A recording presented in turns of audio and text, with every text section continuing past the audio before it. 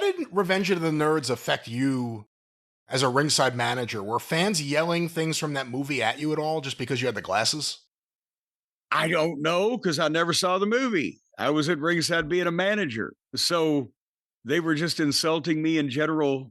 Was there that much profanity in the Revenge of the Nerds movie that people, the things people used to yell at me were in the movie? My God. Just, hey, nerd. Like, did you get that? No, I got a lot more like, hey, motherfucker, look at my knife. Instead of, hey, nerd. Hey, nerd would have been a fucking, been a night off. You know, I'll kill you, you son of a bitch, and your whole family. Or, you goof. Hey, Poindexter. Yeah, Poindexter. Where's your calculator? Yeah, I'd have rather heard that from the guy that vomited on me in Little Rock, Arkansas that night. Jim Ross? No, one of the actual ticket purchasing patrons. Oh. What do you mean yeah, vomited it was on actually in the arena rather than after the show. I've heard about all your fights and all the riots you started. I've told you that. The vomiting on you? I don't remember that one. I got back to we were in Little Rock at the Barton Coliseum, sweet Connie, and had wrestled whoever, and were on the way back from the ring. And Little Rock was also where the cop gave me the bulletproof vest earlier that year when they got new vests on the force. He said, here, this is my old one. You need it.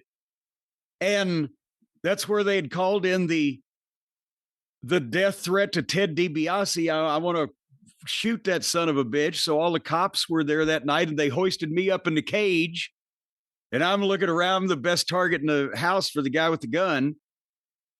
So the big 400-pound cop that would bear hug me and back me out of the building so he could look over my shoulder while all the other cops are around Bobby and Dennis are taking us down the aisle as normal, and people are throwing things and yelling and fucking trying to swat at you and whatever the fuck. I get back into the backstage area, not even into the locker room, and I look down, and my pants from the mid-thigh all the way down to the cuff of the pants of my suit had puke, vomit. What's the more polite terms for upchuck? Somebody had gone to Europe all down my goddamn leg. I think that's it. I think that's the range of them. Yeah. And what the fuck? And I'm trying to tiptoe, and I'm trying to take the pants. I'm taking the pants off before we ever got in the locker room. I'm out in the goddamn breezeway back there. And I never, with number one, the aim, because we're moving and we've got cops around us and there's all kinds of people, flummoxing around, but also I never knew, were they able to do that spontaneously, or did they do it before at home and save it and bring it with them? You think that's a possibility? I know people would do crazy stuff to heels. You think someone would do that? Well, it wouldn't. I don't know if that would be the first time for that, but those people used to get creative. Remember in Lake Charles, Louisiana, they did this to Skandor Akbar before I got into territory, because I was hearing the stories. That's why I always kept my head down. The cops in Lake Charles would circle you. We had like 10 or 12, the heel side. And they'd make a circle, and they would walk down the aisle with the heel in the middle, so there's no way the people could even reach inside. They'd hold arms.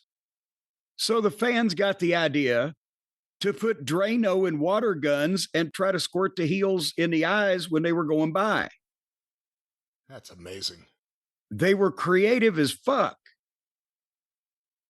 And you always had to watch out when you had to walk out into an arena from an overhang where the people were allowed to sit right above you, because many more than one guy in the business has been beamed by them dropping one of those old-fashioned metal floor ashtrays or just any kind of heavy object. Ooh, yeah. Man. See, and they were up there. Ooh, they're up there in the general admission section where they can just take off before any cop on the floor can get up there. They've got ways they can get away, right? But no, any kind of heavy object that could be dropped off of a fucking deal. That's why sometimes you would see in the old territory days, they would block off the several rows of seats right above up where you had to walk out. And in Houston, at Sam Houston Coliseum, that's how people were able to chuck the bottles at us, because after you got out of the floor seating, you had about 50 or 60 feet of open floor area. And then you went under bleachers that hundreds and hundreds of people were in the upper part of the arena. So they would wait because they were polite enough not to want to hit some old lady at ringside. But when you got in that clear floor section, then you were open for people to fling the bottles from above. And so you had to keep your hands over your head. They put up a net in Boston, right? Yeah, because the people at the Boston Garden in the 70s were doing the same thing. So they strung a net over the goddamn ring. There's a famous story about my friend Roy Lucier. Hello, Roy, if you're listening. La Revancha, 93, that big AAA IWC show that Ron Skolar did in LA, where it was bigger than they expected. It shut down traffic. Like, it became a big deal. In a lot of ways, it put AAA on the map in America. Roy got to the show, and before the show even started, he took out his sign. He was kind of famous for having this sign, 100% Rudos. He was cheering for the heels. Well, those people did not like that. So they all started throwing things at him. And now he was, the story goes, walking around the building with this sign, and they're throwing things at him, including dirty diapers. And it's the same question you just asked. Did they bring in the diapers with them? Or do they have a baby there? Like, quick, change his diaper. Give me that diaper. I need to throw it at this guy, who, by the way, Roy got kicked out of the building before the show started. He got kicked out like as the opening match was getting ready. But that's like the famous story. You know, people were just going crazy. He was supposed to sit next to Bob Barnett. Bob's like, get out of here. Don't come near us. Yeah, stay away from me, snipers. But dirty diapers, is that like a common thing? No, or was it well, yes. Mexico, when I got into business in the locker room, Mexico was noted for people. How I'm trying to think, because Adrian Street had been there and he mentioned it, that some way or another they would light books of matches and fling them at you, but they put some on it where if it landed, it would stick to you. And also they would piss in cups if you were walking through I've heard of that. Underneath a bleacher or whatever, they'd piss in a cup and dump it on your head. I've had guys tell me that in the Bahamas, and definitely I know that this happened a couple times in Puerto Rico, there were kids that would sit outside the building and sell the people rocks that they could put in their pockets so they could throw at the heels. So, I mean, it just depends on, Rocks. We got rocks. All different sizes, rocks. Yeah, get your rocks here. Get your rocks. But I think Japan is the only country, because in Canada, my God, they used to have sword fights in fucking parking lots of some of the shows in Ontario.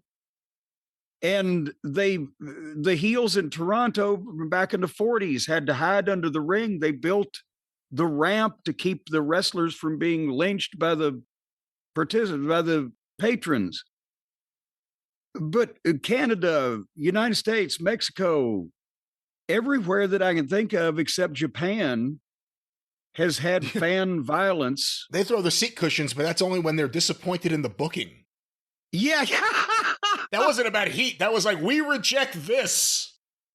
But otherwise, no, I mean, not even talking about just the creative ways, but the just various stabbings and knifings and shooting attings and things over the years. No, the guys down, I understand, especially for the ladies. And this is, I don't care whether I'm a fan of the particular girl wrestler or not, or whatever, but for the ladies now, it's unnerving. It should be unnerving, and they ought to give them security, especially the ones that anybody knows. I mean, not every independent girl needs a bodyguard. They can kind of blend in. But I have a hard time, sympathizing with the guys. Oh, they're haranguing me for my autograph and this and that and invading my privacy. There were people trying to run us down on the fucking interstate. So, fuck off. You know, more than security to the ring, the women in wrestling today legitimately need security outside the ring. There are so many crazy stalker fans. Well, that's what I'm saying. For them, it is unnerving, and I think they should give them security. The company, I have too many pronouns, pal. The company should give them security when they're traveling to these high-profile events, and people have figured out where to fucking, ambush them for the autographs and the pictures and the whatever. And I think they should, for the guys, they should have security just to get them through crowds. But I don't feel like any of the guys should be afraid of their lives, just afraid of their goddamn day being spoiled by a bunch of assholes.